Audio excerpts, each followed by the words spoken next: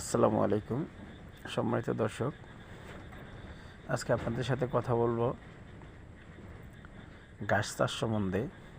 আমার সামনে যে গাছগুলো দেখতে পাচ্ছেন এগুলা ইন্দোনেশিয়ান গুয়াতেমালা হাইব্রিড গাছ।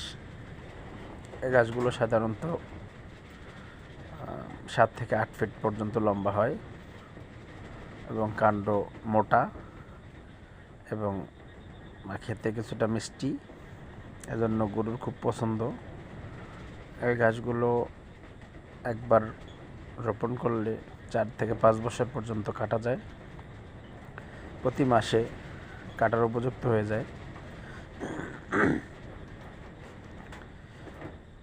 তো এই গাছগুলো মুনতাহা অ্যাগ্রো ফার্ম ইউটিউব চ্যানেলের মাধ্যমে আপনাদেরকে দেখাচ্ছি।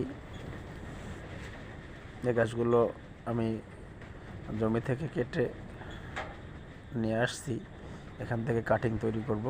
কাটিং তৈরি করে সেগুলো অঙ্কুরোদ্গম করে তারপরে মাঠে আবার রোপণ করব। তো এই যে এখন দেখতে পাচ্ছেন এগুলো আগে কেটে রাখছিলাম অঙ্কুরোদ্গম করার জন্য। তো 4 দিন হয়েছে, 4 দিনে এই যে এরকম কাণ্ড বের হয়েছে। তো এগুলো আজকে রোপণ করব এবং পরবর্তী ভিডিওতে আপনাদেরকে দেখাবো কিভাবে রোপণ করতে হয়, সে ব্যাপারে বিস্তারিত জানাবো। এবং মুনতাহা অ্যাগ্রো ফার্মের সঙ্গেই থাকুন। ধন্যবাদ।